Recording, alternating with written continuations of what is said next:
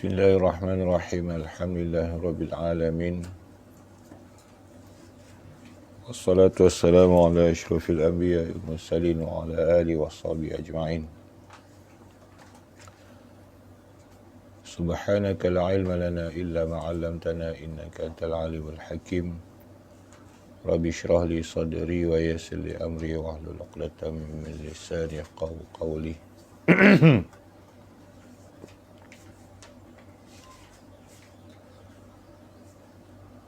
Sambungan pelajaran fiqh muka surat 24 kitab Hidayatus Sibyan, baris yang kelima.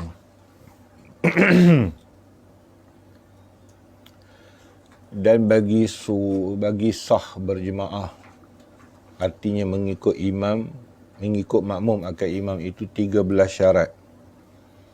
Ini masuk tajuk yang penting tentang syurutul qiyadah, syarat sah ikut imam. Maka kalau tak menepati 13 syarat ni, sembahyang tu tidak sah. Tak sah ikut imam, maka tak sah sembahyang tu. Bukan sekadar tak sah, tak dapat fadilat. Dia ada hukum tidak dapat fadilat jemaah. Tapi solatnya sah. Di sini hukumnya tidak sah sembahyang tu sendiri. Ya. Okey. Pertama daripada syarat syurutul qiyadah atau syarat sah bagi berjemaah, ya, bahawa tiada mengetahui makmum akan batal sembahyang imamnya dengan berhadas atau lainnya. Dia lawan daripada inilah.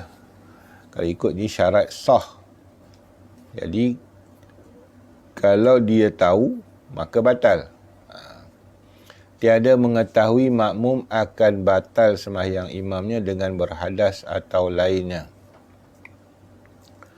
Makmum tak tahu, kata imam tu berhadas. Atau makmum tak tahu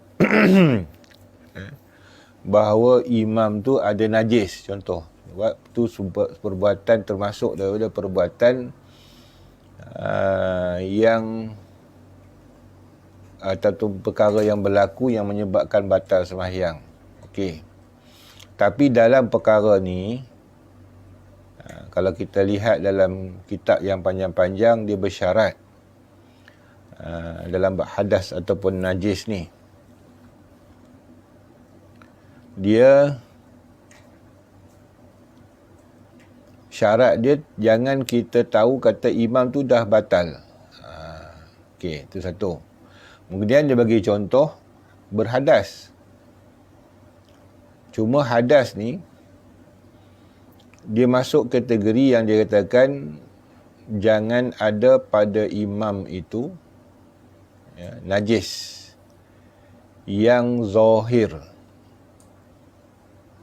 Catatlah. Jangan ada pada imam itu najis yang zahir. Okey. Kalau najis yang tersembunyi, itu lawannya. Maka sembahyang makmum itu tidak batal. Sembahyang makmum tu sah. Ingat ya? Najis yang zahir. Okey, najis yang zahir ni seperti ada atas bau, dak cicak, atau pada kaki, atau pada pakaian. Okey. Najis yang tersembunyi ni yang tidak zahir, iaitu contohnya yang tersembunyi di dalam baju. Najis yang duduk dalam poket lah misalnya. Maka sembahyang imam tu tak sah, batal. Sembahyang makmum itu sah jika dia tak ketahui. Yang tadi kita catatan dia tidak ketahui. Ya, ada najis dalam poket dia. Okey. Faham eh? Jadi sebab itulah syarat dia tadi tiada mengetahui. Tetapi kalaulah najis itu zohir, dia masuk pada ketahui. Ya. Maknanya habis sembahyang, didapati baru sedar, dah habis sembahyang lah, semua dah bagi salam, semua dah nak masuk wirid dah, baru perasan bahawasanya ada tai cicak pada kaki imam. Maka semua sembahyang tu tidak sah, sebab dia najis zohir.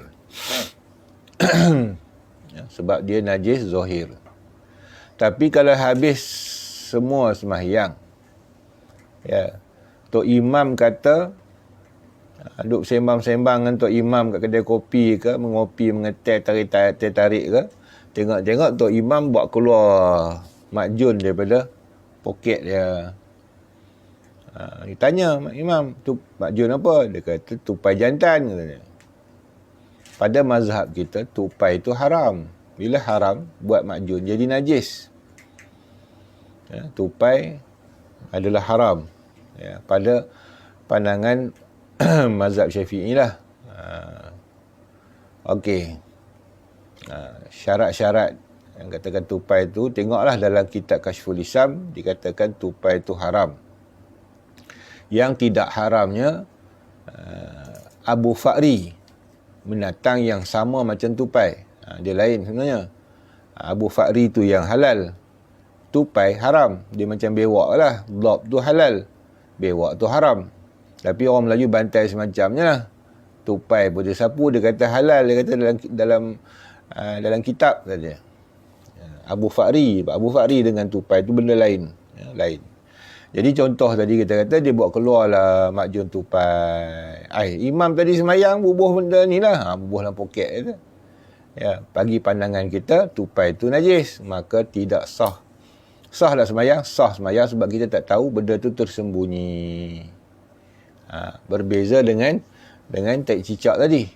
Kita tahu selepas semayang juga, tapi benda tu tak tersembunyi, maka batal semayang. Kena ulang balik. Okey, maka hadas ni macam mana pula? Dia masuk kategori mana? Masuk kategori najis tersembunyi. Hadas ni masuk kategori najis tersembunyi. Sebab tu ulama kata hadas ni najis batin. Yang najis tai apa semua tu, itu najis zahir. Okey, maka ini berlandas kepada apa ni? Berlandas pada kisah Nabi SAW sembahyang jadi imam. Ya. Kemudian Nabi keluar. Nabi kata tunggu. Isbitu. Ada yang kata Nabi dah takbir. Ada kata Nabi belum takbir. Nabi suruh tunggu. Jadi yang kuat mengatakan Nabi dah takbir. Makmum pun takbir. Kemudian Nabi berhentikan sembahyang. Nabi kata kamu tetap di situ. Nabi pergi dan Nabi balik dalam keadaan rambut Nabi basah menitik-nitik. Maka ulama kata Nabi mandi junub. Tadi Nabi lupa. Maka dipanggil hadas. Kenapa boleh sambung sembahyang dengan imam yang tadi ni dia lah kena hadas. Dia berhadas besar. Di sanalah dalil menunjukkan bahawa najis yang tersembunyi, hadas besar itu najis tersembunyi. Maka kalau makmum tak tahu apa permasalahan, maka masih sah sembahyangnya. Okey. Itu satu. Jadi kalau kita kata pada hukum ni yang kita kata berkait dengan mazhab pula. Contohnya, ya, pada mazhab Syafi'i, ya, menyentuh kemaluan adalah batal wuduk. Ya, menyentuh isteri batal wuduk. Tiba-tiba imam kita tu bermazhab Hanafi. Ya. Tengah sembahyang misalnya, dia garu kudir buta lah dekat situ misalnya, tempat kemaluan, batal sembahyang pada pandangan kita. Pada mazhab dia tak batal, dia teruslah sembahyang. Contoh, ataupun isteri dia datang bersentuhan dengan dia. Ya, tadi misalnya kita kata dia nak pergi sembahyang, dia imam masjid India ke, masjid apa ni, masjid Keling ke, itu kita tengok dia keluar rumah tadi berkucupan dengan isteri ni atau bersalaman dengan isteri dia, terus dia pergi sembahyang jadi imam. Kita bermazhab Syafi'i, kita tak boleh ikut. Sebab pada pandangan kita, wuduknya telah batal. Itu maksud dia tu. Jadi, pada tengah sembahyang tu, perbuatan dia tu batal sembahyang. Dengan sebab hadas. Kita pada pandangan mazhab kita, mazhab dia tak batal. Maka kita tak boleh ikut lah. Okey. Itu satu. Yang keduanya bahawa adalah sembahyang imamnya itu terkaya daripada wajib diqada atasnya. Ni yang kita dah sebut dah hari tu dalam bab jamak qasar. Syarat boleh kita buat imam dan makmum, sembahyang imam itu terkaya daripada wajib diqadakan atasnya. Maksud dia apa? Sembahyang imam itu sembahyang yang tak perlu ulang atau perlu qada. Okey, contoh mana? Sembahyang yang tidak cukup tayamumnya. Seperti orang yang sembahyang yang bertayamum, anggota tayamumnya juga tak sampai debu. Tak sampai debu. Dia tayamum tak sampai debu sebab berbalut di muka dan di tangan. Maka hukumnya tidak sah. Dia hanya mengrai waktu, dia wajib qada. Begitu juga sembahyang yang tidak ada langsung. Macam kata-kata kapal terbang, tak boleh beruduk langsung. Sembahyang tu wajib qada. Kita ikut mazhab lah. Kita jangan duk ikut ustaz-ustaz yang fatwa mudah ni. Dia kata tak payah qada lah. Dia kata kira dah darurat lah. Dia kata air tak ada, tanah tak ada, sembahyang je lah. Kata dia tak payah qada. Itu orang ambil mudah. Orang ambil mudah ni takut akhirat esok lah kita salah. Kita tak ikut ulama' yang muktabar. Kita ikut ulama' muktabar supaya kita selamat. Wajib qada, balik qada lah. Jadi sembahyang atas kapal terbang tu sembahyang yang wajib qada sebab tak boleh berwuduk, tak boleh menghadap kiblat betul, tak boleh buat sempurna sembahyang betul. Sujud dia tak lengkap dan sebagainya. Maka sembahyang tu wajib qada, maka tak boleh buat jemaah. Tak ada imam dan makmumnya. Dia kena sembahyang sorang-sorang. Sebab masing-masing itu darurat atas diri sendiri. Maka dia tak boleh tanggung orang lain. Imam ni dia tanggung orang. Dia nak tanggung orang apa? Dia pun tak cukup. Kalau orang tanya apa relevannya, kerana dia sendiri sembahyang. Dia kena ulang balik. Macam mana dia nak bawa orang? Jadi, sebab tu tidak sah. Dia jadi imam, tak boleh berimamkan dia. Jadi jamak pun sama juga, syarat dia tak boleh dijamakkan atau diqasarkan sembahyang yang kena ulang balik. Jadi itu antara yang kena ingat dalam masalah ni. Jadi kalau kita kata dalam mazhab kita ada imam, ada makmum dalam kapal terbang, itu satu olok-olok lah. Benda tak berlaku. Dia sembahyang tu hanya meraih ataupun menghormati waktu. Okey. Ketiganya, syarat dia bahawa tiada imamnya itu makmum. Ni tak jarang berlakulah. Imam tu sendiri adalah makmum. Dia bukan imam, dia makmum. Imam atas imam. Makmum atas makmum. Si kita makmumkan dia, dia pula makmumkan orang lain. Dia jadi makmum orang lain. Itu memang tak boleh lah. Jadi kena pastikan orang yang jadi imam kita tu, yang kita lantik dia jadi imam, ataupun dia duduk depan kita nak makmumkan diri kita pada dia, itu adalah orang yang bukan makmum pada orang lain. Okey, bahawa tiada imamnya itu makmum bagi orang lain pada ketika diikutnya.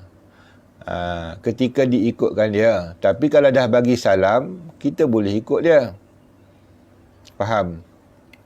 Kita semayang ada satu baris, 30 orang lah misalnya. Kita lambat, kita masbuk. Tiba-tiba 2 orang ni masbuk. Contohlah 2 orang masbuk. Bila imam bagi salam, 2 orang makmum ni bangun. Boleh tak makmum yang pertama tadi dengan makmum yang kedua ni, mereka berimam dan makmum? Hukumnya harus sah. Cuma khilaf aula kata ulama' perbuatan tu. Khilaf aula kenapa? Kerana kalau eloknya dia tidak berjemaah, dia tunggu habis, dia buat jemaah dia sendiri. Jadi kalau kita kata, kalau dia ikut imam tu, ya, yang kedua tu jadi khilaf aula. Tapi dapat fadilat jemaahnya. Okey. Ataupun kita ni masuk lewat, ya, kita tengok ada orang masbuk. Ya, masbuk rakaat lah. Kemudian imam bagi salam, dia pun naik tambah 1 rakaat lagi. Kita ni baru datang, kita ikut dia boleh ke? Boleh, sebab dia dah putus dengan imam tadi. Bila dia dah putus dengan hubungan imam pertama tadi, kita boleh ikut dia dah. Tapi masa dia ikut imam, kita tak boleh ikut dia. Takut kita kata ikut geng. Ya, takut orang ada fanatik ni, aku tak setuju imam tu, dia kata. Habis, hang pergi masuk, hang ikut dia jadi imam. Lagi aku ikut hang kat belakang, dia kata. Dia pun takbir, Allahu Akbar, aku ikut imam. Guru yang belakang tadi, duduk belakang dia, ikut dia sebagai imam. Tak sah. Itu tak boleh. Sebab dia masih makmum kepada seseorang. Maka dia tak boleh jadi imam.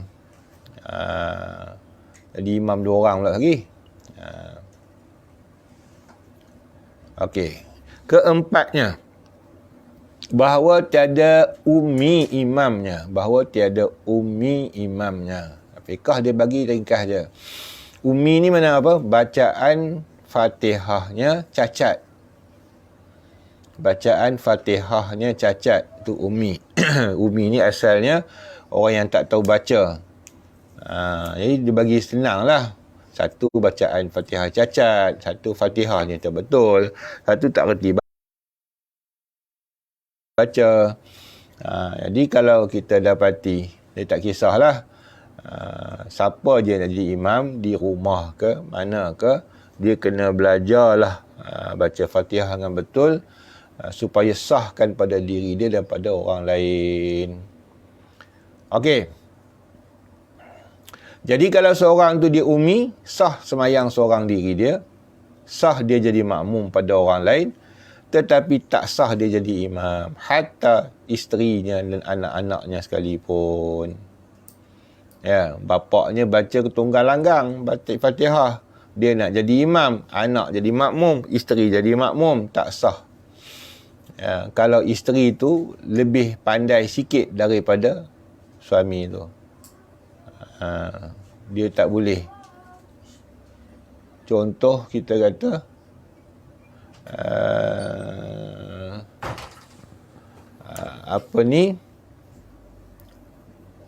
si isteri dia boleh sebut ain dengan betul. Alhamdulillahi Rabbil Alamin. Si suami tak boleh. Alhamdulillahi Rabbil Alamin. Ubah macam mana pun dia doa alamin tu lah. Ya, tak boleh. Maka tidak sah si isteri mengikut imam suami yang ummi tadi. Maka ini umum lah. Maknanya siapa sahaja yang dia lebih pandai daripada bacaan imamnya, maka dia tak boleh ikut imam tu. Dengan syarat, iaitu Fatihahnya, dan juga hukum 4 yang kita sebut hari itu. Dalam hukum syarat Fatihah tu. Jangan dia hilang makhraj, barih atau sebagainya. Okey. Kelimanya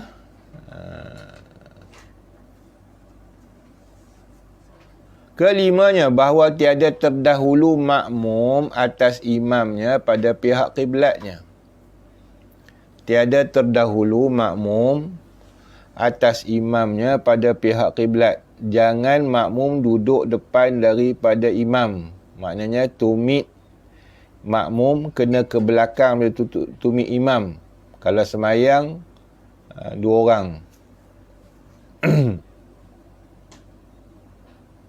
Dengar sini.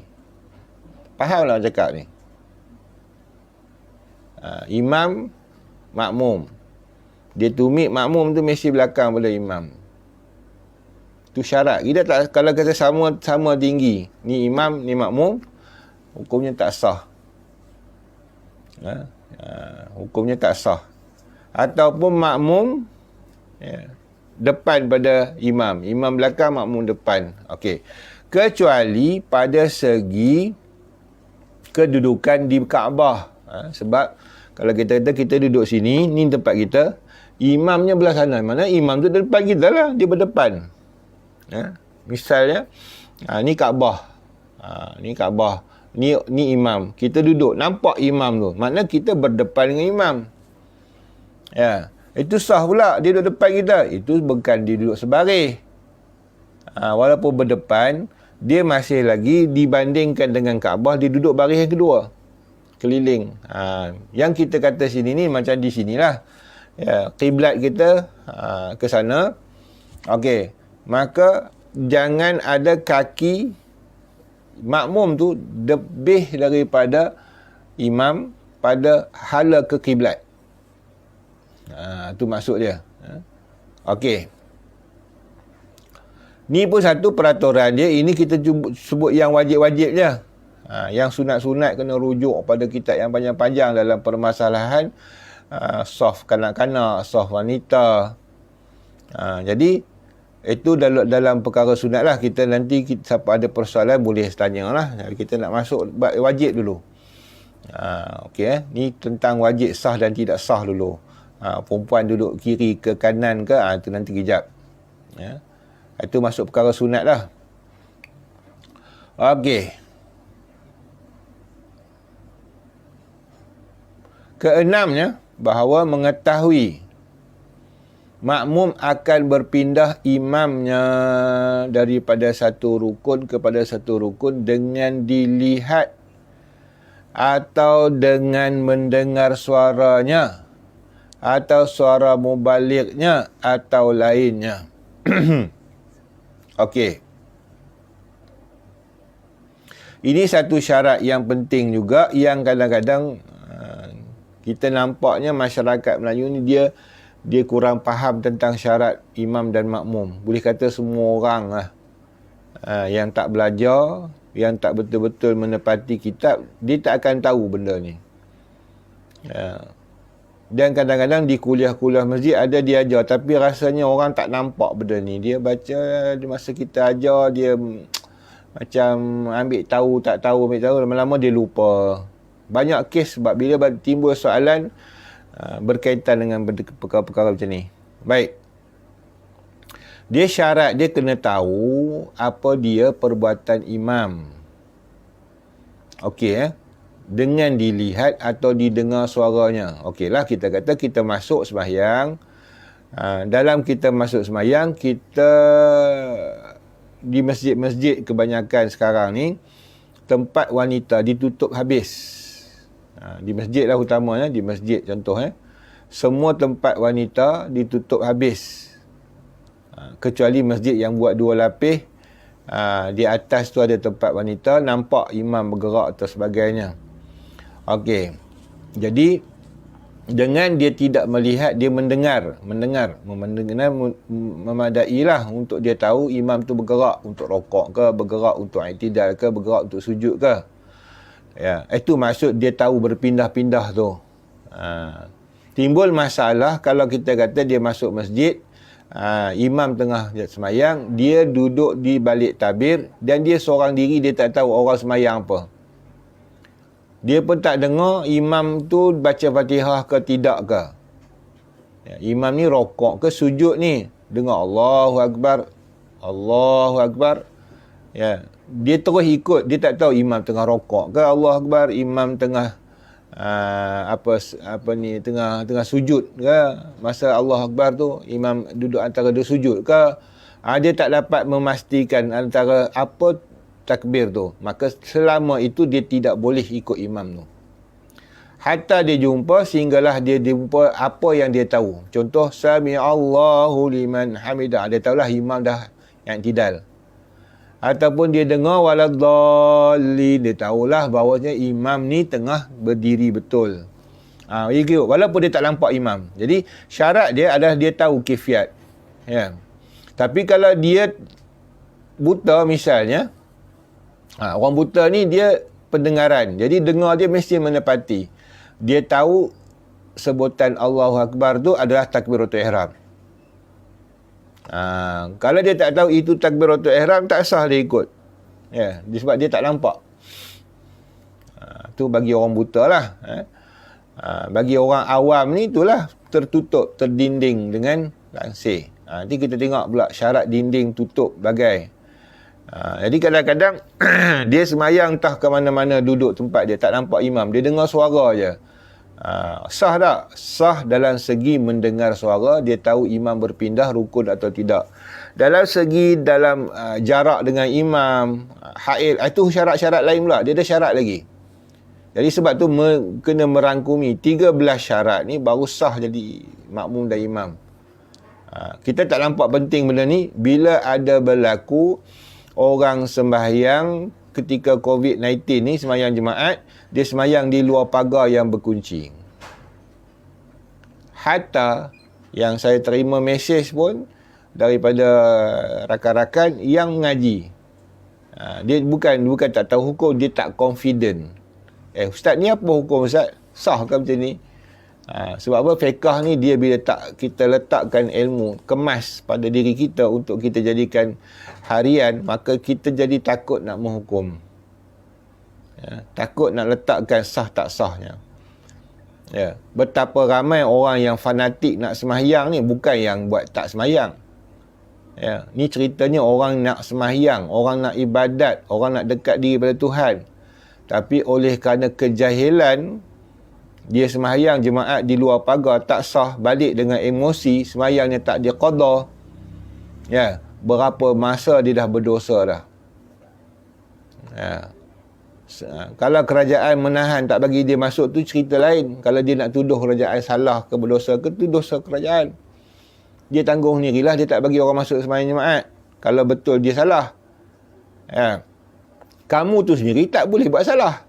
Dengan sebab marah pada orang yang tak benar kita sembahyang jemaat, dia pun sembahyang di depan pagar tu, tunjuk emosi. Sembahyang tu sembahyang jahil namanya. Sembahyang orang jahil. Emosi. Ada kata al-jahilu aduwullah walau kana abidan. Orang jahil tu musuh Tuhan walaupun dia sembahyang, walaupun dia buat ibadat. Tu yang wajib mengaji tu. Buat ibadat tapi berdosa. Orang sembahyang, dia patut sembahyang tak sah tu, sembahyang Zuhur. Dia tak sembahyang Zuhur, dia kira sah dah jemaat dia tu. Berapa tahun dah dia buat perangai tu? Dah masuk 2 tahun dah COVID-19 ni.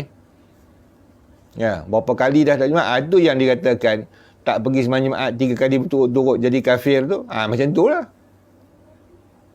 Sembahyang tak sembahyang langsung, bukan sembahyang. Dia sembahyang jemaat, dia tak sah. Sembahyang Zuhur pun dia tak buat.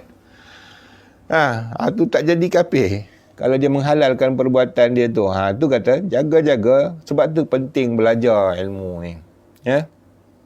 Okey.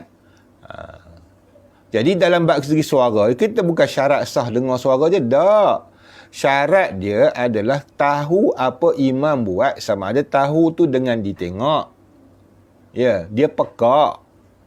Contoh orang pekak. Sebab tu dia relevan kitab ni. Dia pekak. Mana dia boleh dengar Allahu Akbar ke apa ke? Dia pekak. Tapi dia boleh tengok. Yang ni angkat takbir, yang ni rokok, ni i'tidal. Maka sah dia ikut imam tu. Yang seorang lagi, yang seorang lagi, dia buta. Mana dia nampak imam buat apa? Tapi dia dengar. Maka sah. Seorang lagi dua-dua. Pekak pun dia, buta pun dia. Puak ni, yang pekak dengan buta sekali ni tak sah jadi makmum. Sebab dia tengok pun tidak. Dia lihat pun tidak, dengar pun tidak. Dia tak tahu apa imam buat. Kecuali kalau dia pegang imam lah. Dia sembahyang tepi imam. Misalnya, atau di tepi orang, dia ni pekak dan bisu sekali. Pekak dengan buta sekali. Bukan bisu, pekak dengan buta sekali. Buta pun dia, pekak dia. Berat orang ni. Aksiden hari tu dengan semua deria dia habis. Maka mata tak nampak, telinga pun pekak. Jadi dia pegang orang sebelah ni. Pegang. Dia ni qiyam. Dia pun Allahu Akbar qiyam. Itu dia rasa bayang-bayang macam orang tunduk. Dia tak dengar, dia pekak. Dia pun pegang. Rokok. Dia pun rokok. Kalau macam tu boleh lah. Dia tahu imam tu buat apa. Kalau tak boleh, orang yang pekak dengan buta ni langsung tak sah lah ikut imam. Sebab dia tak ada pengetahuan tentang imam tu. Dia tak tahu imam tu buat apa. Tu satu syarat. Okey. Yang ketujuhnya, bahawa berhimpun keduanya pada satu tempat. Ni berlaku ni. Tempat masjid atau lainnya. Faham Okey. Satu tempat. Dia ni duduk masjid. Dekat dengan masjid lah, jiran. Malas aku nak pergi masjid dengar je tu imam tu. Orang banyak dia faham, aku dengar imam baca. Sah lah ikut. Yang tu yang tadi. Dia ada syarat lain pula. Mesti berhimpun dalam setempat. Rumah kamu dengan masjid tu setempat ke? Setempat ni mana satu bangunan. Yang macam ni lah yang tak faham. Bila dia semayang di hotel yang ada di Mekah, dia duduk dalam hotel. Dia tak pergi turun ke Masjid Haram. Dia tu nampak tu imam tu. Dia tu nampak, dengar. Dia pegang, dengar dan nampak tu adalah sah semayang dah. Tak. Ada lagi syarat. Dia duduk setempat. Ni geng ni lah. Geng yang semayang luar pagar. Tu sama tu. Ya, pagar berkunci lah tu. Luar pagar. Ya, itu orang yang semayang di bangunan lain. Dia duduk di hotel. Imam Masjid Haram duduk depan tu. Dia pun takbir Allah Akbar. Aku lagi nampak terang dia kata, daripada atas. Tingkat berapa dia duduk atas hotel tu. Hilton tu. Tak sah. Ya, dia mesti turun ke bawah. Dia syarat-syarat dia nanti kita tengok. Ya, mesti satu tempat. Ini berlaku juga di sekolah. Ada satu sekolah tu. Dia buat bacaan Yasin beramai-ramai untuk baca solat hajat, doa, pelajar pemilih exam. Nak jimat masa tempat, dia ambil form 3 dengan form 5. Begitu dah penuh. Dengan mak bapak lagi, dengan anak-anak lagi, penuh surau. Bila penuh surau, dia buat arahan, budak perempuan duduk di dalam bangunan sekolah. Budak lelaki duduk dalam surau. Kemudian ada imam, ada makmum, semayang di surau. Yang duduk bangunan sekolah, ikut imam yang ada dalam surau. Hukumnya tidak sah. Bila orang tegur, dia kata darurat. Dia kata itu bukan darurat. Ya. Sebab bila tak boleh berhimpun dalam satu tempat, dia tak boleh kira setempat. Dia kena asing. Sana satu imam, sini satu imam. Dia macam tu. Ya, dia tak kira darurat situ. Kalau ada dua masjid berdekatan, dia tak boleh kita kata mazhab Syafi'i tak bagi buat sembahyang jemaat dalam satu qaryah 2 jemaat, kecuali sempit dia ada satu lagi jemaat. Ya. Maka dia buatlah 2 jemaat kerana sempit, tak muat dalam satu masjid. Tapi 2 imam lah. Masjid yang kedua tu imam lain. Jangan pula pakai imam yang sama juga, pakai mikrofon sambung ataupun pakai live. Macam kita live sekarang ni. Kenapa tak buat live je? Letak je TV live itu dekat depan kiblat kita ni, macam rumah kita ni. Letak je kamera, letak je skrin depan tu. Ambil live daripada masjid. Pakat semayang masing-masing. Tak boleh, bukan duduk satu tempat. Syarat dia setempat. Tak sah. Dia mesti imam dan makmum tu duduk dalam satu bangunan. Okey. Tu tak masuk yang syarat jemaat lagi. Lain pula lagi. Syaratnya dalam bangunan. Okey. Maka bagi berhimpun keduanya pada satu tempat itu 4 surah yang disebutkan dia dalam kitab yang panjang-panjang. Ya. Okey. Jadi boleh pergi sana.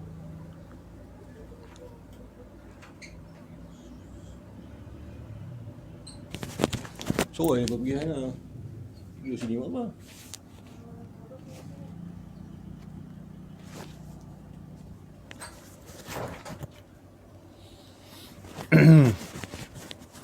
Baik. Maaf. Ada gangguan. Okey. Dalam perhimpunan tu dia ada banyak syarat-syarat je lah. Jadi kita faham sekarang ni. dalam satu bangunan masjid contoh, bila dah banyak sangat jemaah, maka ada yang di dalam masjid, ada di luar masjid. Ni timbul masalah. Dalam sekarang ni masalahnya masjid dah pakai aircon.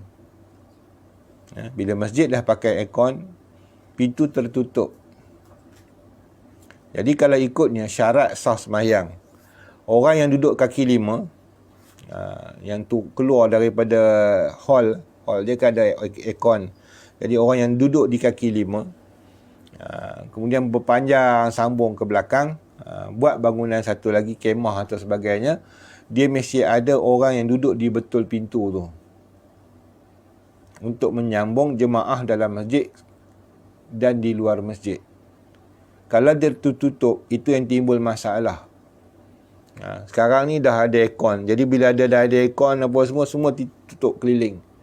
Makmum di luar tak ada hubungan dengan makmum di dalam. Tu wallahu alam lah. Tu kena rujuk pada fatwa negeri, kerajaan sebagainya. Kita tak berani nak bagi fatwa, tapi apa yang kami amalkan di sini, kita buka sedikit pintu. Nak menghukum kata tak sah, tak berani jugalah. Tapi untuk menjaga ihtiyat, kita takut-takut pasal tidak ada hubungan orang luar dan dalam. Tak boleh. Walaupun dia dengar kuat. Syarat dia feel duduk dalam satu bangunan. Kalau tak dapat satu bangunan, dia mesti berhubung dengan orang yang dalam bangunan. Bila dah tutup, mana dia terpisah. Tu takut tu. Jadi, ada ulama' kata tak apalah, dia tak berkunci. Masalah bukan masalah kunci tak berkunci, masalah dia tidak ada orang berduduk di betul pintu tu, yang boleh dilihat perbuatan dia, menggantikan dia sebagai imam. Orang yang duduk di ujung tu, dialah bertukar jadi tempat imam lah. Sekarang dah ada TV, ditukar dengan TV. TV bukanlah salah satu daripada mensyaratkan. Sebab dia kata mesti ada orang yang duduk di betul situ yang menghubungkan. Sebab yang ada dalam kaca TV itu tidak menghubungkan hubungan antara orang di luar dengan orang dalam. Dia terpisah. Boleh faham? Orang yang dalam TV tu, dia berhubung tak dengan orang yang di luar TV? Tak. Yang menghubungkan kita dengan orang tu dalam duduk dalam tu. Tu dia. Jadi kita faham hubung, bukan masalah nampak. Dia masih lagi duk hukum kita nampak ada CCTV, ada TV. Ustaz kata dia, kita nampak imam bergerak. Boleh lah. Tak boleh kalau dia tersekat hubungan dia dengan imam. Kecuali dalam masjid. Nanti kita bahas satu. Kedelapan, bahawa berniat makmum akan mengikut imamnya atau niat berjemaah dengan imamnya. Kalau tak niat, tak nama sah jemaah, bahkan tak sah. Bukan dia tak sah jemaahnya, tapi sah semayang dia. Maka jika tiada berniat yang akan mengikut imam, maka jadilah semayang itu seorang diri, melainkan pada semayang disyaratkan berjemaah. Maknanya seperti Jumaat, maka iaitu tiada sah sembahyangnya. Maksud kata, kalau seorang tu dia tak niat jadi makmum, dia ikut imam, maka batal sembahyang dia. Dia tak boleh. Dia mesti orang yang ikut imam ni, dia niat jadi makmum. Kalau dia Allahu Akbar, dia tak niat jadi makmum, dia saja ikut orang tu, tak boleh. Dia niat ikut. Tetapi jika mengikut ia dengan ketiadaan niat mengikut atau syak ia pada niatnya, maka batal sembahyangnya. Nampak? Batal sembahyang orang yang dia ikut orang, dia tak niat jadi makmum.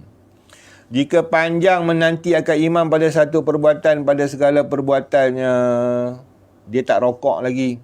Kenapa tak rokok? Pasal tunggu orang tu rokok, tunggu imam tu rokok. Kamu ni niat jadi makmum pula. Dia tak niat jadi makmum, tapi dia tunggu tu batal.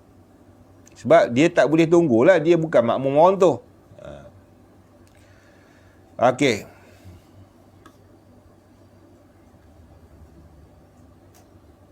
Panjang lagi bab tu. Dan jika berniat ia akan mengikut imam pada tengah sembahyangnya, maka iaitu sah niatnya dan mengikutnya serta makruh. Kita masa takbiratul ihram tadi lupa niat jadi makmum. Dah mula baca iyyaka na'budu waktu niat, aku niat seorang tadi, aku tak niat jadi makmum. Maka dia baru niat jadi makmum. Dah takbir dah baru niat, makruh. Dia kena niat dalam takbiratul ihram. Kecuali Kecuali imam boleh niat tengah-tengah. Pada lain pada sembahyang Jumaat. Kalau sembahyang Jumaat tak boleh, kena dalam takbiratul ihram juga. Dan tiada hasil baginya fadilat berjemaah. Sembahyangnya sah. Adapun imam, maka tiada wajib atasnya berniat. Nampak tu? Imam. Itu yang tak timbul dalam masalah. Selalu berlaku. Ini berlaku khilaf lah. Ada dalam kitab disebut. Tapi sebagai fatwa ulama. Tapi yang diamalkan di Malaysia ni. Bila imam. Bila seorang dia masuk dalam sembahyang. Dia dapati dia nak jadi makmum. Dia nak jadikan orang tu imam lah. Orang tu sembahyang seorang diri gitu. Dia ni baru masuk. Jadi dia nak ikut orang jadi imam. Belum tu dia tepuk bau. Selalu berlaku lah. Okay. Adakah disyaratkan tepuk bau? Yang kami pegang daripada guru kami, syekh kami, bahawasanya menepuk tu haram. Menepuk tu haram. Kerana kita tak perlu nak tepuk. Sebab menepuk bahu kawan tanpa ada sebab, dia mentashwishkan orang. Maknanya mengganggu khusyukan sembahyang orang. Orang tengah duduk sedap, iya kan nak dia tepuk gitu. Terkejut tu haram. Kita bunyi suara kuat masa orang sembahyang pun mengganggu orang sembahyang, hukumnya haram, apatah lagi sentuh. Okey. Satu. Yang kedua, dia tidak berhajat sentuh. Dia tak berhajat pun nak pegang bau orang tu, tak ada hajat. Dia kata saya nak jadi makmum. Adakah syarat nak jadi makmum mesti imam tu tahu kita jadi makmum dia? Ni kena belajar ni. Tak ada. Tak ada syarat mesti imam niat imam. Kecuali jemaatnya. Imam tu tak tahu pun siapa ikut sebelah dia.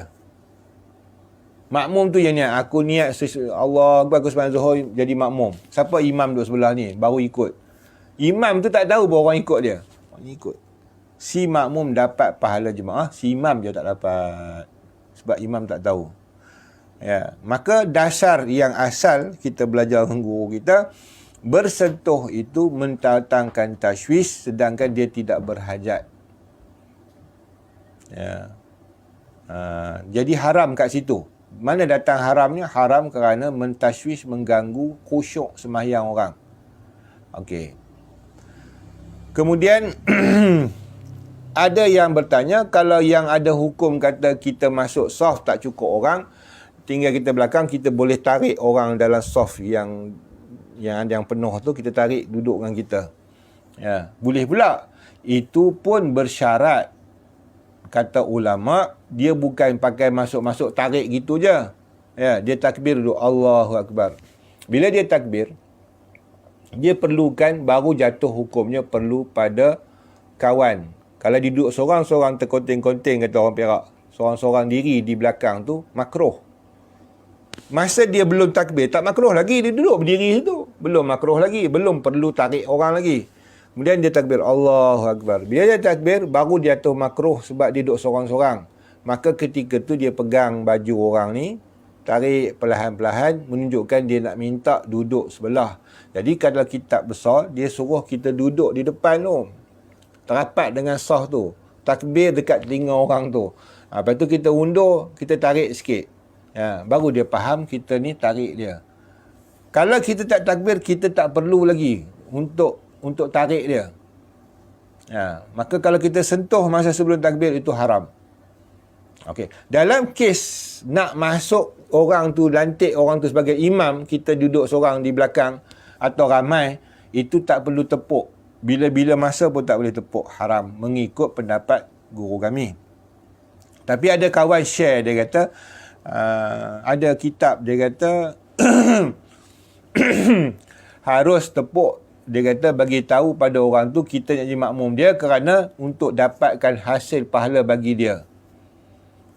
Jadi walaupun kitab, kita lebih cenderung pendapat pertama lah, sebab ada banyak cara lagi lain pada tepuk untuk kita bagi tahu imam itu kita nak ikut dia. untuk dia hasil pahala bagi dia sendiri untuk dia berniat.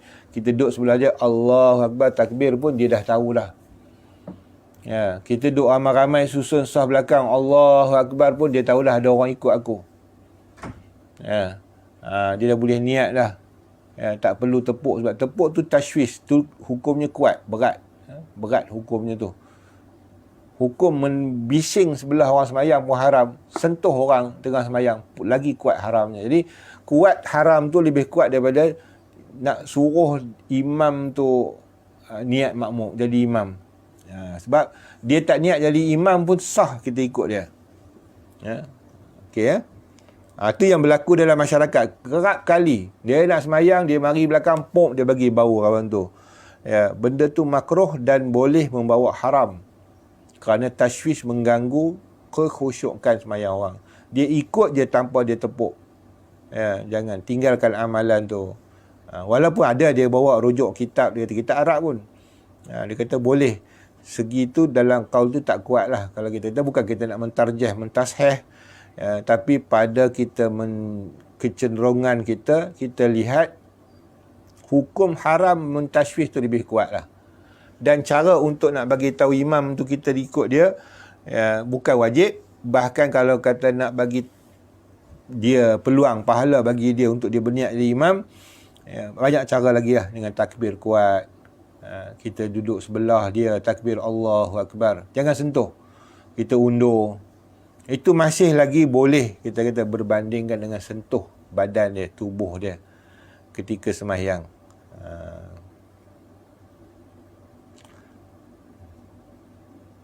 Tetapi jika berniat ia di tengah sembahyang, maka dapat baginya fadilat berjemaah daripada waktu ia berniat itu hingga akhirnya serta tiada makruh.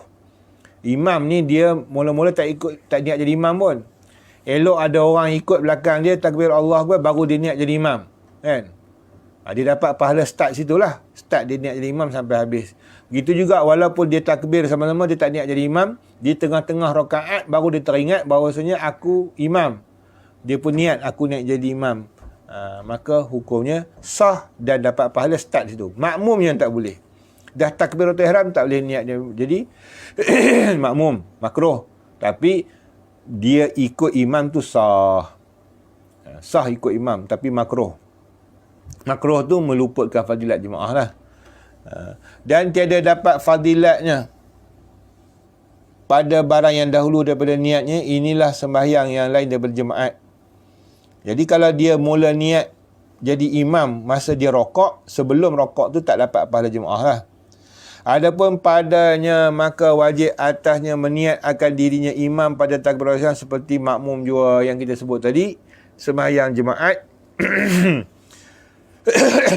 imam mesti niat dia jadi imam pada awal takbiratul ihram. Tidak tak sah. Kesembilannya, bahawa muafakat sembahyang makmum dengan sembahyang imamnya itu pada aturannya. Muafakat. Boleh lah. Muafakat sembahyang makmum dan imam pada aturannya. Tidur. Maknanya sembahyang tadi, makmum dengan imam, sembahyangnya sama-sama peraturan dia. Jadi yang kita sebut hari itulah ingat. Sembahyang yang tak menepati aturan ni iaitu sembahyang mayat dengan sembahyang biasa. Lagi sembahyang gerhana dengan sembahyang biasa. Itu yang tak menepati aturan. Yang lain semua menepati aturan. Jadi dalam segi nak jadi imam makmum, sah orang sembahyang zuhur ikut orang sembahyang subuh. Subuh qadha lah. Dia sembahyang zuhur qadha, kalau ni sembahyang subuh, atau dia sembahyang subuh qadha, kalau ni sembahyang zuhur. Orang sembahyang zuhur boleh ikut orang sembahyang subuh, orang sembahyang subuh boleh ikut orang sembahyang zuhur. Boleh pula? Boleh. Lepas dia 2 rakaat, dia tunggulah sekarang. Dia perhabis 2 rakaat, tunggu untuk imam 2 rakaat lagi. Masih sah ikut. Tapi tak boleh ikutnya sembahyang gerhana. Sebab dia ada 2 rakaat batal kat situ. Sembahyang mayat tak boleh ikut dia sebab apa? sebab dia tak ada sujud rokok. Sembahyang lain ada sujud rokok. Ada kata aturan tak sama, tu je. Kemudian ditambah lagi lah, orang yang sembahyang qasar tidak boleh ikut sembahyang tamam. Kesepuluhnya bahawa tiada menyalahi makmum daripada imamnya pada sunat yang jahat. Ni kaedah ni kena hafal. Ya, kita celaru. Hafal dulu ikut bahasa dia. Tiada menyalahi makmum. Tiada menyalahi makmum. Tulis. Tiada menyalahi makmum daripada imamnya pada sunat yang jahat bersalahannya. Okey.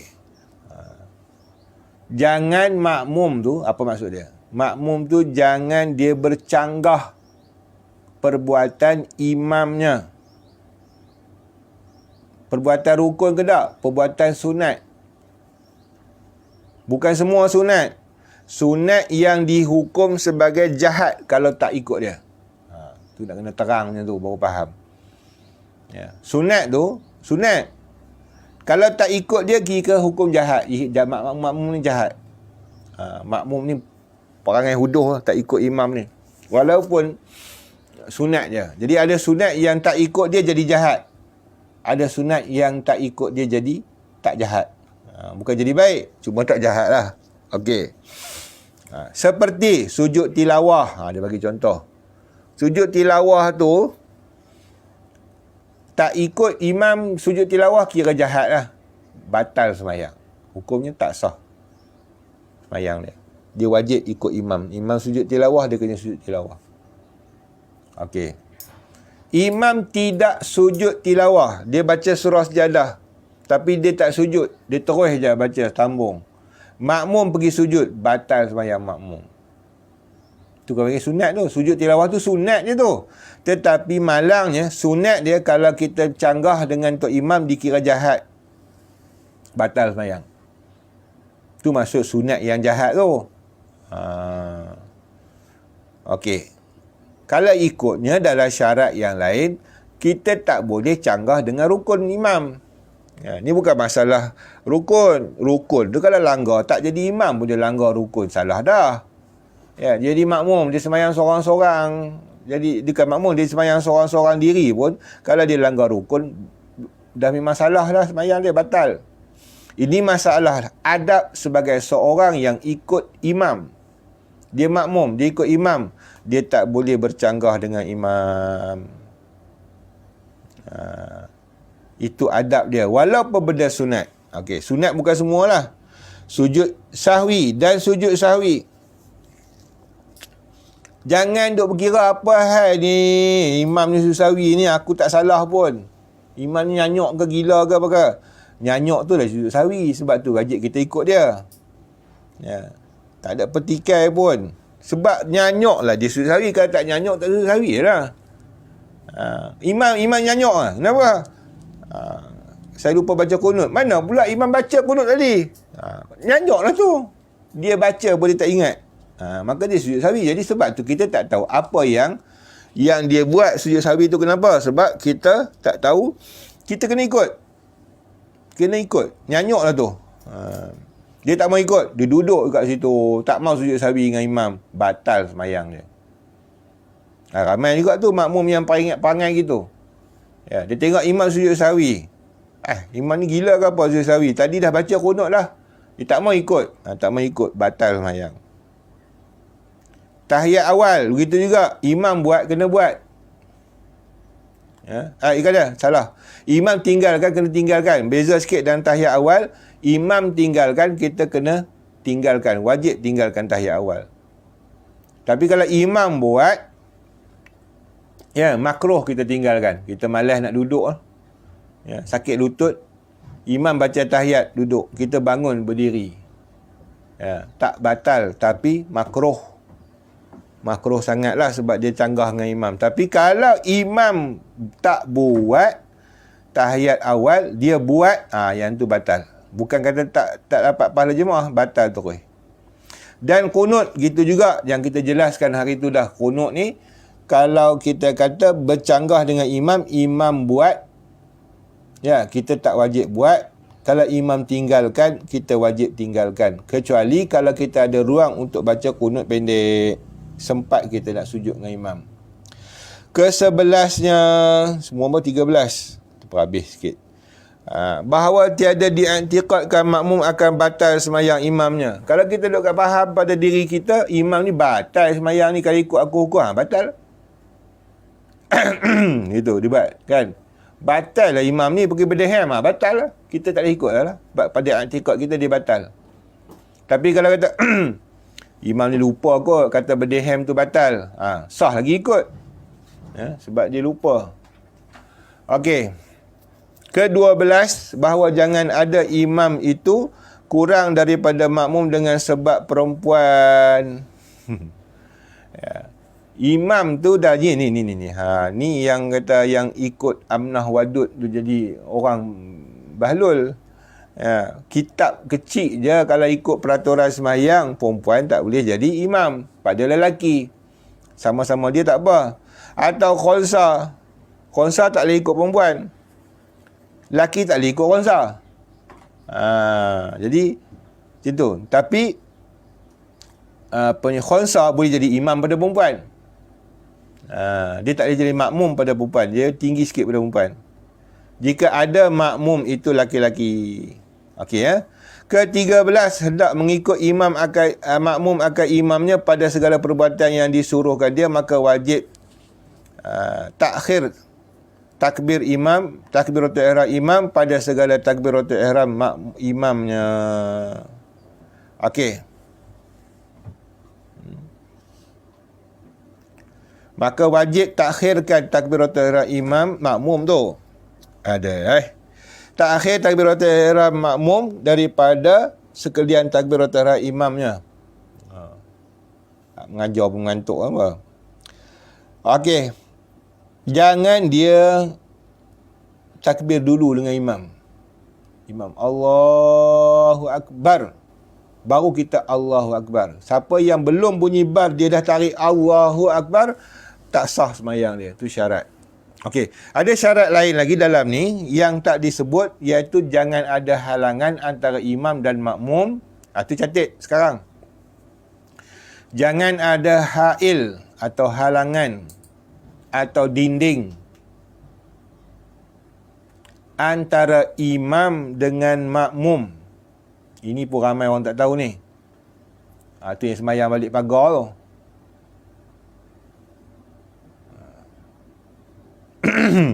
Jangan ada halangan antara imam dan makmum. Ya. Contoh dia, pagar besi, pintu yang berkunci,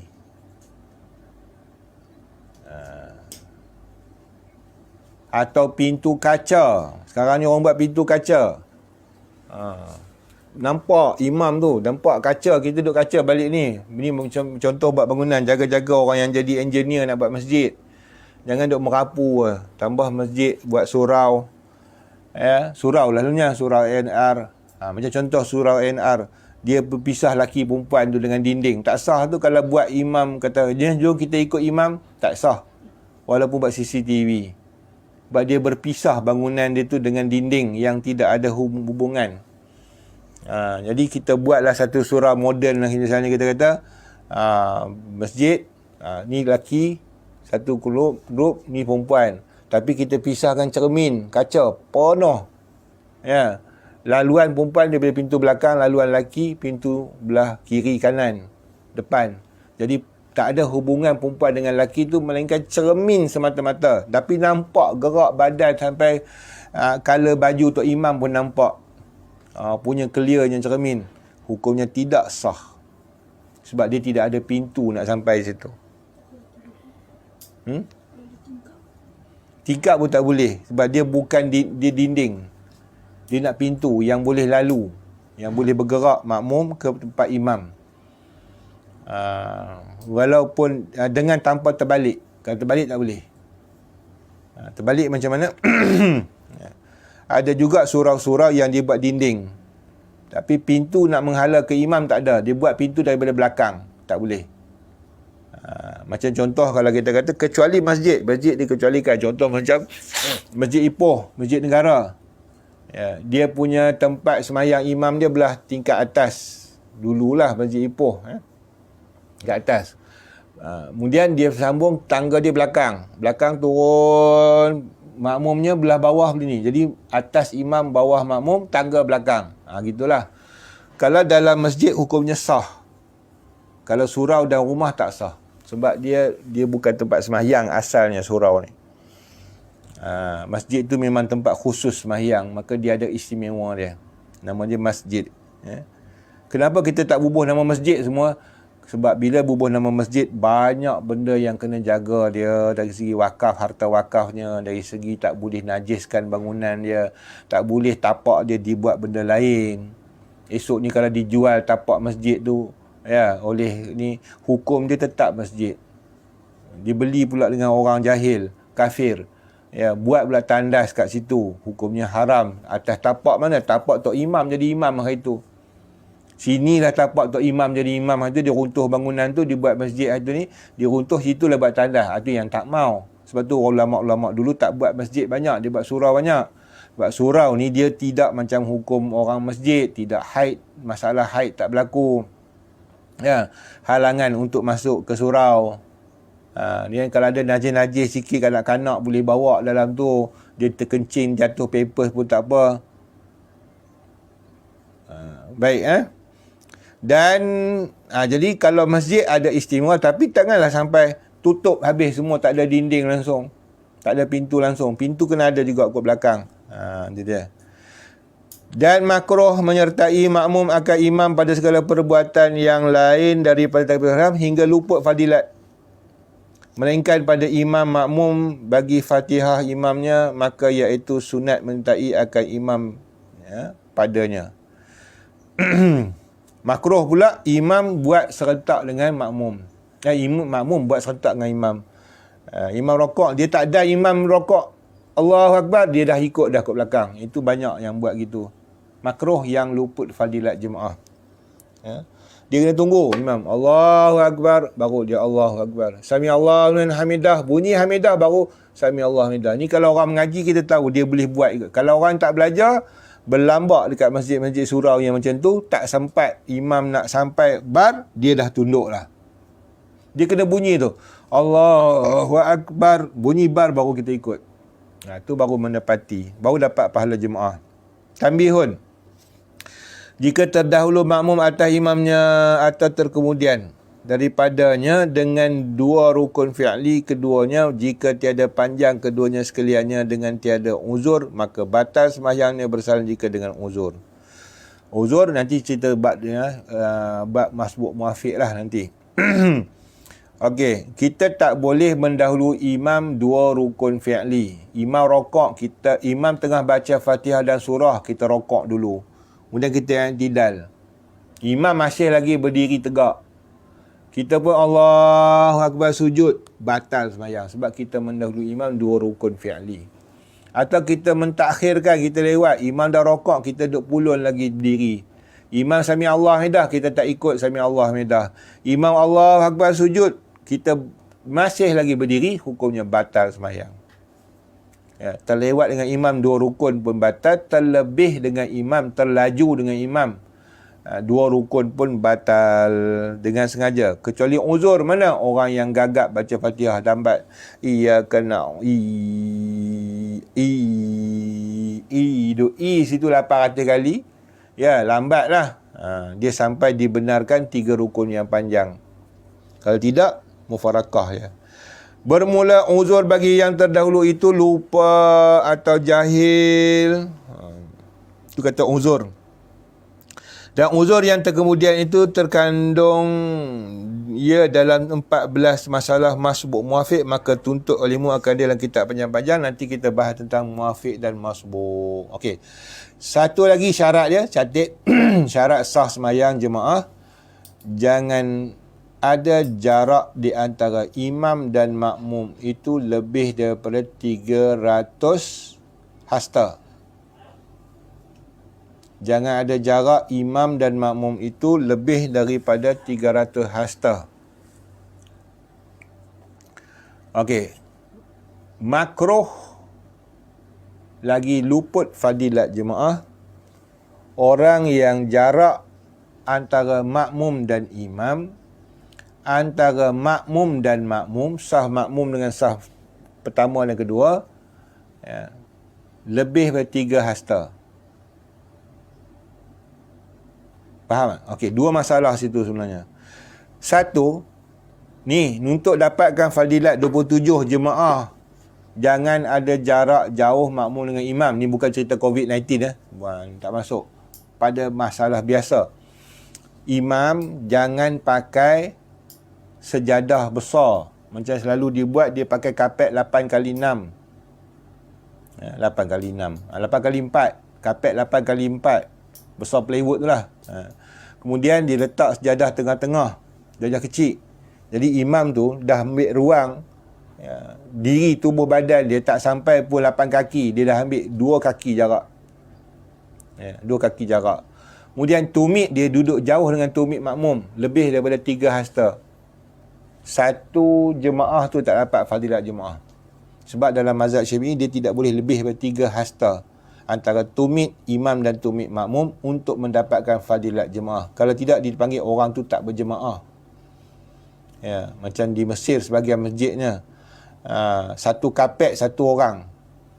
Satu kapet tu satu baris, bukan satu orang, satu saf. Saf pertama kapet pertama, saf kedua kapet kedua. Kapet yang 8 kaki tu, 8x4 tu dia bentang itu. Jadi dikira satu kapet tu satu tika semayang. Ya. Jauh lah. Kami mula-mula pergi situ, pelik lah. Ada masjid yang macam tu. Wih, jauhnya jarak imam makmum. Kita rasa dia suka dia rasa luas. Jadi di situ pada pandangan mazhab Syafi'i, ini dah kira jarak jauh. Jauh tu tidak nama jemaah dah. Maka sebab tu oleh kerana dia masih dalam lingkungan masjid, maka sembahyang jemaahnya sah. Ya, besar mana jarak mana pun. Okey. Tu jadi kalau jarak jauh daripada imam lebih dari 3 hasta, sembahyang jemaahnya sah, tetapi makruh yang luput fadilat. Okey, yang 300 hasta tadi kalau di luar masjid, catat. 300 hasta jarak tak sah sembahyang ikut imam, jaraknya lebih pada 300 hasta tidak bersambung. Contoh di pagar lah. Dia sembahyang di mana tu? Di tempat parking. Ada hubungan tak tempat parking tu dengan orang yang dalam masjid? Tak ada. 300 hasta terputus dengan orang masjid. Orang yang duduk di tangga masjid pun jadilah. Misalnya ada orang duduk di tangga masjid. Dia ni malas, panas, dia kata, duduk bawah pokok. Dengar memang loudspeaker kan. Macam di Mekah tu yang orang semayang di Masjidil Haram, ada yang semayang di stesen bas Turki tu. Tu menempah tak sah tu kalau ikut mazhab kita lah. Walaupun dia dengar clear, situ lagi clear lah kan. Bukit, mungkin dengar Masjid Haram, terang, speaker. Tapi dia semayang di gerai dia. Terputus dengan makmum yang akhir, yang berhubung dengan masjid, 300 hasta, hukumnya tidak sah. Macam itulah semayang di pagar, semayang di tempat garaj masjid, atau semayang di bawah pokok masjid, dengan syarat untuk dapatkan sahnya mesti berhubung dengan makmum. Jangan ada jarak 300 hasta. Okey, yang isu pagar pula, sebab dia berpagar, berkunci, maka benda tu dikenali sebagai hail, menghalang untuk sampai kepada imam atau makmum, maka hukumnya tidak sah. Wajib qada siapa yang sembahyang jemaat di luar pagar. Wajib qada zuhur, wallahu alam. Jadi itu ada soalan.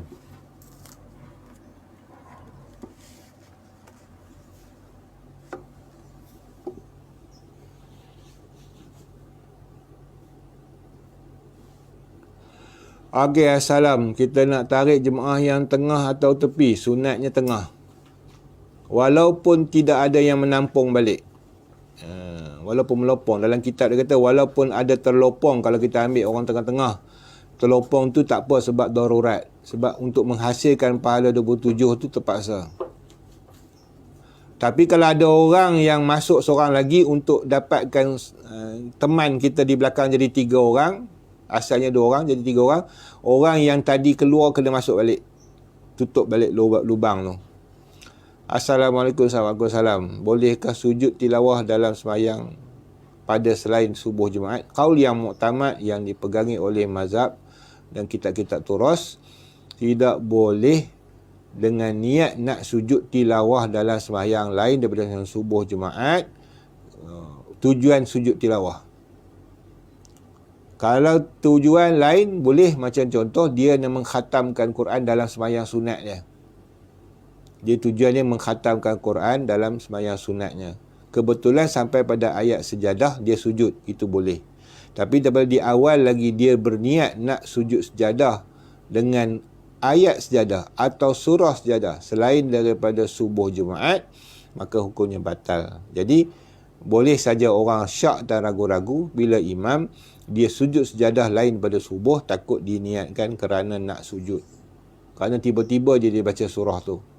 Dia yang bolehnya orang yang beramal untuk mengkhatamkan Quran, kebetulan datang dengan ayat sajadah, dia sujudlah. Wallahu alam. Biar 3 soalannya. 2 soalannya. Bismillahirrahmanirrahim. Alhamdulillahirabbil alamin wassalatu wassalamu ala asyrafil anbiya'i wal mursalin wa ala alihi washabihi ajma'in. Allahumma aftah alaina fil arifin, Allahumma aftah alaina fil arifin, Allahumma aftah alaina fil arifin. Allah nawwir qulubana bi nuril hidayah kama nawwata 'ala syamsika wa la bi rahmatika.